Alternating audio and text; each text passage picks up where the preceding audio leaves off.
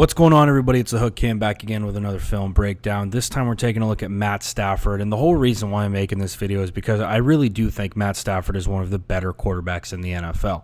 I went through the season, took a look at some of the games that he played in. Unfortunately, a shortened season for him, but still out of the 8 games or 9 games he played, whatever it was easy to find throws that he made every Sunday that I believe were elite level throws.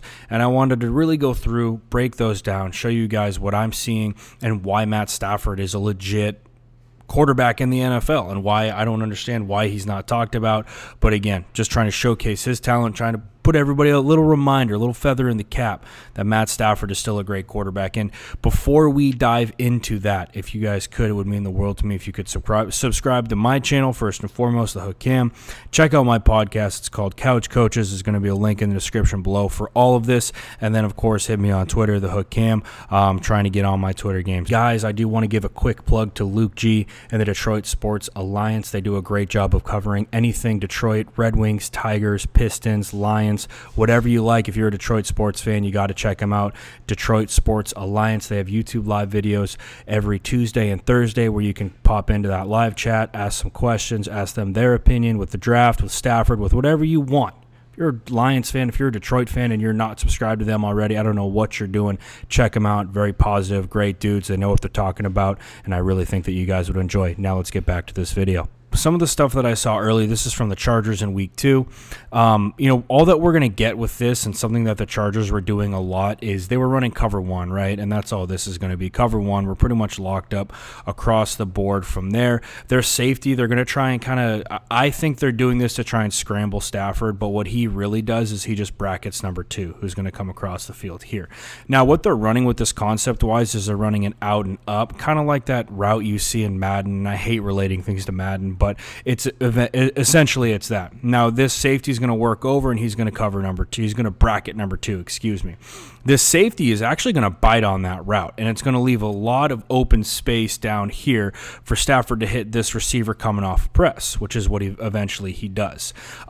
Brilliant throw from Stafford. Absolutely brilliant throw from Stafford. We know it's a free play. Why not take our shot? A little pressure in the face, and this ball is upfield in the bucket, in between a corner and a safety, and we're going to see it from the end zone here to take an even better look at this. But again, look at the pressure he's got. No base underneath him, right? And he drops this thing in the bucket. That is a gorgeous throw.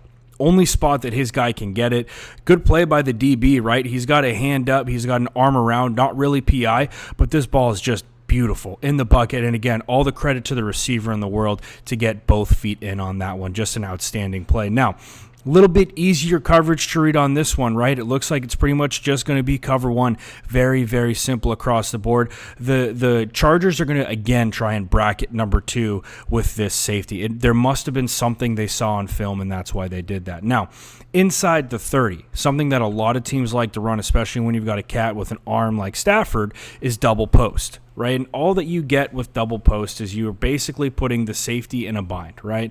Pick which post you want to roll with, and we're going to take the opposite one. Well, in this situation, right, the safety is going to roll back. Again, he turns and faces number 2 almost immediately, and then this safety as well is floating with number 2. Now, I'm sure that Stafford is working. Yep, you can see right here he's working with his eyes. You can kind of tell that his eyes are looking this way. We'll see it from the end zone, and he's probably trying to get this safety to move here, thinking that he's going to throw to this receiver. But all he's doing is opening up space for this receiver at the top of the route. Does a great job sticking that thing, getting a little bit of separation. Then again, a great ball from Stafford. And being a quarterback, it's a lot about making the throws, absolutely, but a lot of it is what you're doing with your eyes. Look at where we're at with our eyes with Stafford on this, right?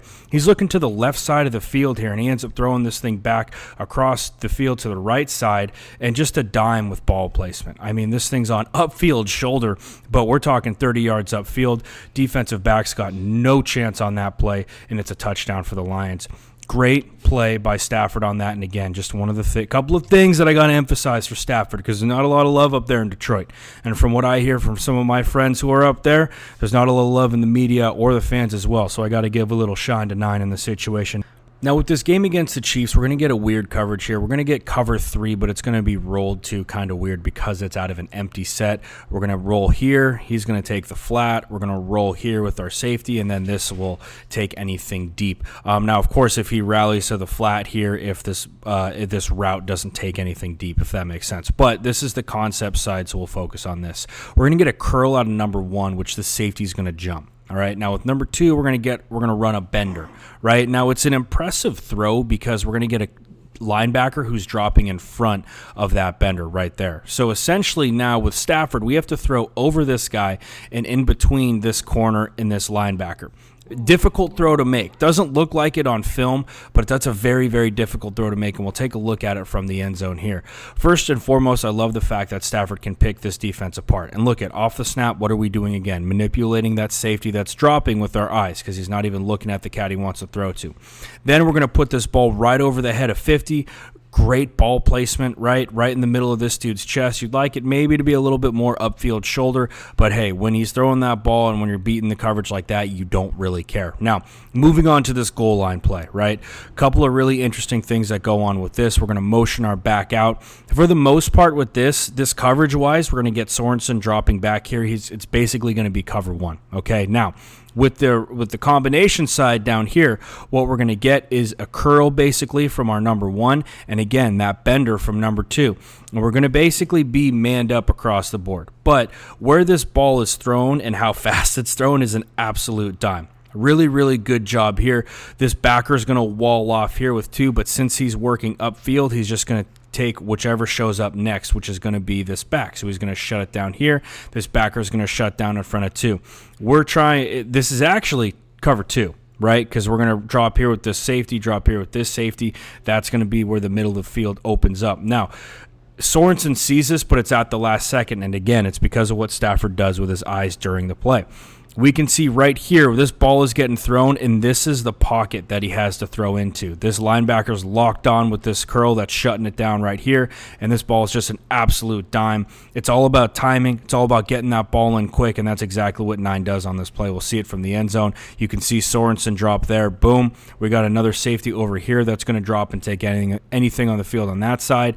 This linebacker is going to work in front of number 1 who's running that curl, right, and that's where the ball is thrown, all right in that little pocket. Just a beautiful throw, man. I mean, talk about a tight coverage. Talk about working that thing into a tight window.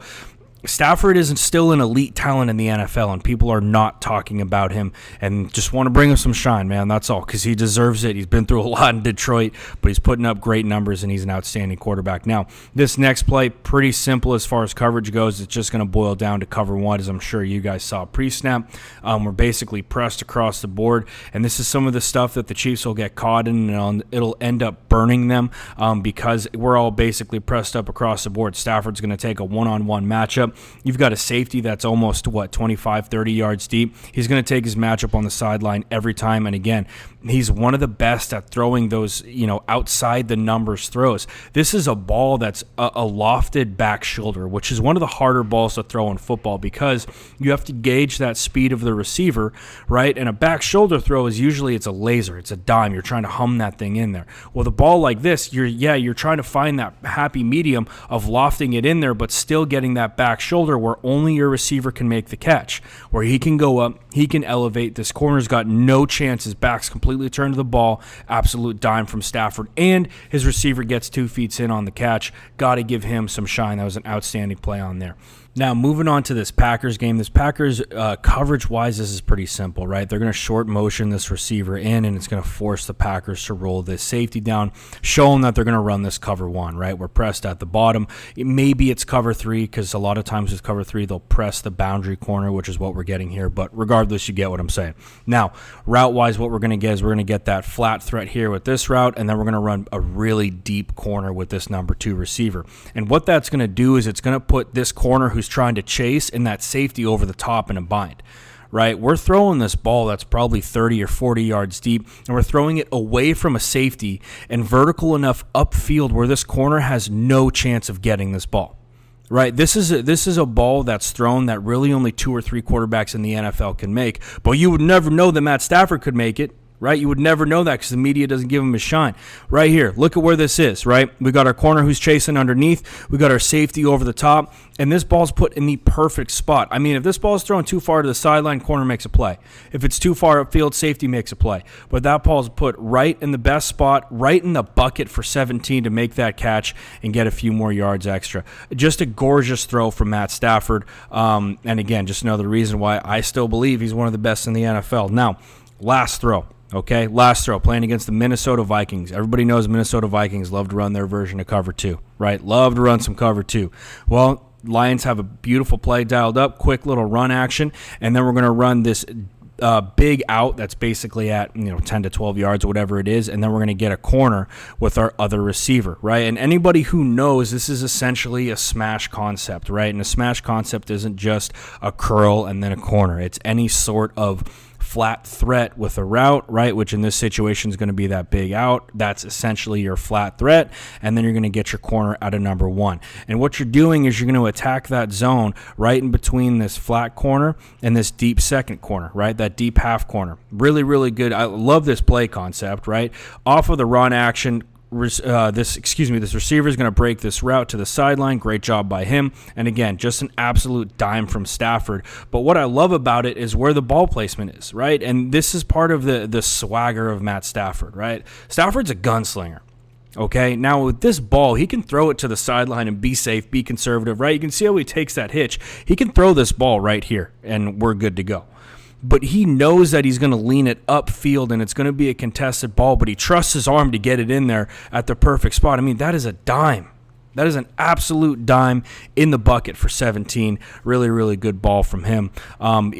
Stafford's one of those guys that I wish that he had a legitimate team around. And I don't mean any shade by that to Lions fans. He's a guy where if he had a solid defense, he's a dude who can make a run in the NFC, and I believe in that wholeheartedly. So once again, everybody, that's going to do it for this video. I hope that you enjoyed. I hope that you found this informative. I still believe Matt Stafford is an elite arm talent in this league. I hope that the media gives him the praise he deserves, and I hope that the Lions are able to build a team this year and really put something special together. So with all that being said, guys, once again, if you could hit that subscribe button to my channel, click that like button, check me out, my podcast, Couch Coaches, once again. I really think that a lot of people would enjoy that podcast, trying to push that a little bit. And of course, hit me on Twitter. And if you're not already listening to the Detroit Sports Alliance, if you're a Detroit fan, those guys do a great job of covering the Detroit Lions and really all things Detroit, so definitely give them a look as well. They do a great job up there, and I love going on their show. Check them out every Tuesday and Thursday. They got a YouTube live segment that they do. So guys, with all that being said, that's all I got for you today, and I will see you next time.